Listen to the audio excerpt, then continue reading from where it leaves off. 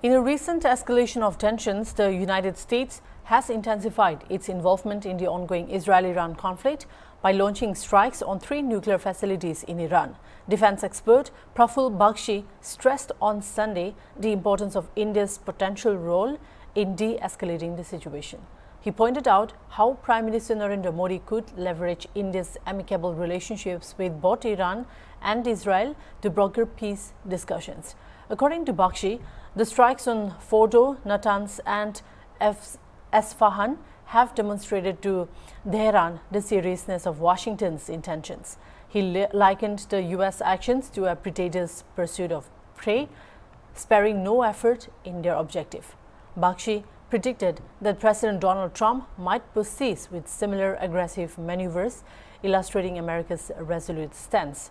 The strikes serve not only as a message to Iran, but also as a caution to China and Russia, both of whom have expressed support for Tehran. On the back of these actions, President Trump issued a warning to Iran, noting that without a satisfactory peace agreement, the potential consequences for Iran could be severe, surpassing recent turmoil. Trump also praised Israeli Prime Minister Benjamin Netanyahu, emphasizing the close cooperation between the two nations in addressing the threat posed by Iran.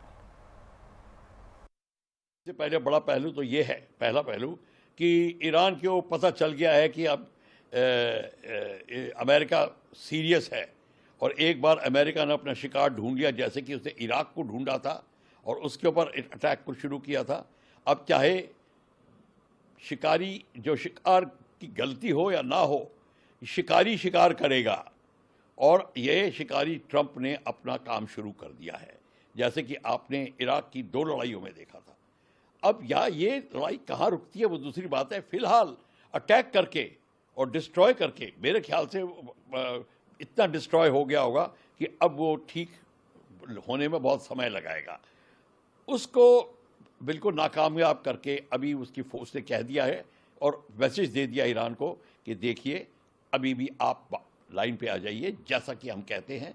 इसके बाद मैं अभी कोई military action नहीं और कर रहा, पर अगर आपने नहीं किया तो मैं कह नहीं सकता। कहने का मतलब है कि उसने चेतावनी दे दी है कि अभी भी आप बाज आ जाओ, सिंपल शब्दों में। तो ये ईरान के लिए बहुत बड़ी चेतावनी है।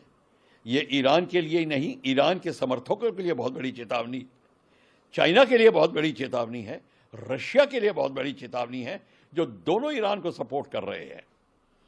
और इस समय इजराइल को पता चल गया है कि अमेरिका उसके साथ में है, ये दूसरी बात है। और अमेरिका इजराइल के समर्थकों को और सबको पता चल गया है। पर अब वर्ल्ड जो है एक किस्म से 2 पहलुओं में डिवाइड होता नजर आ रहा है। एक है चाइनीज रशिया लॉबी और एक है अमेरिका एंड एलाइज की लॉबी। इसके ऐसे करने से अमेरिका के और भी कई प्रॉब्लम सॉल्व होते हैं, जैसे कि नेटो कंट्रीज के साथ में दोबारा उसका आकर्षण होना, दोबारा वो उनके साथ में साझेदारी बननी जो टूटती जा रही थी, वो भी अब देखने में मिलेगी।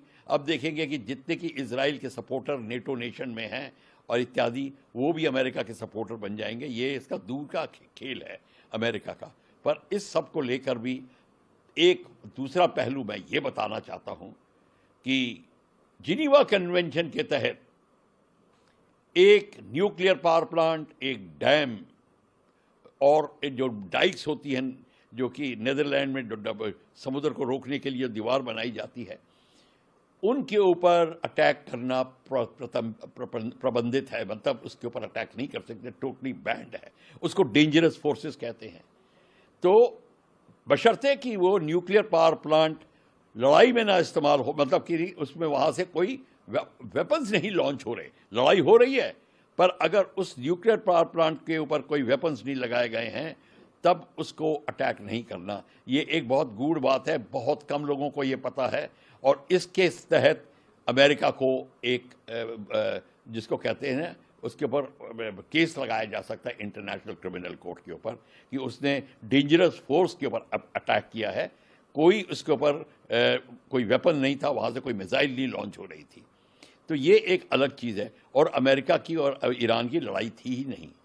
तो ये इसने ओपनिंग शॉट में जो ये कार्यक्रम किया है, इसकी जवाबदारी अमेरिका करेगा, बशर्ते लोगों में इतनी हिम्मत है कि उसको इंटरनेशनल क्रिमिनल कोर्ट में ले जाएं। ये दूसरा पहलू है। पर सबसे बड़ी अब बात है चीन को देखना है। अगली अब खबरें आएंगी, चीन का रिएक्शन क्या है, जी का ट्वीट क्या आएगा, पुतिन का ट्वीट क्या आएगा, वो क्या कहते हैं, और उसके हिसाब से बात चलेगी। पर भारत की बात आती है तो भारत के लिए एक बहुत जिसको कहते हैं कि सावधानी का समय है। हमको ये बहुत सावधानी से इस सारे डेवलपमेंट को देखनी पड़ेगी कि अब हो क्या रहा है। भारत का दोस्त है ईरान, भारत का दोस्त है इजराइल, दोनों हमारे दोस्त हैं। और दोस्त का मतलब काम आते हैं दोनों। हमारा ऑयल सप्लाई के लिए है और ट्रेड है, और हमारे सांस्कृतिक कनेक्शन है ईरान के साथ में। और इजराइल हमारा क्लोज फ्रेंड है, जिसको कहते हैं इमोशनल कनेक्ट इजराइल के साथ में है। इजराइल, हमारे लोग इजराइल में बसे हुए हैं, ये भी बात है। तो ये सब दोनों पहलू को रख के भारत को भी एक बहुत ही सोच विचार करके अब काम करना पड़ेगा। भारत की जो प्रेजेंट नीति है उसके ऊपर वो अमल करेंगे, और मेरे ख्याल से personalities like prime minister Modi इस बात को थोड़ा उठाएंगे दोनों खेमों पे कि भाई अब किस तरीके से लड़ाई का आप अंत करिए और उसको नीचे लाइए। तो अभी अब देखना होगा। अमेरिका के पास वेपन्स हैं, MOAB, मैक्सिमम ऑर्डिनेंस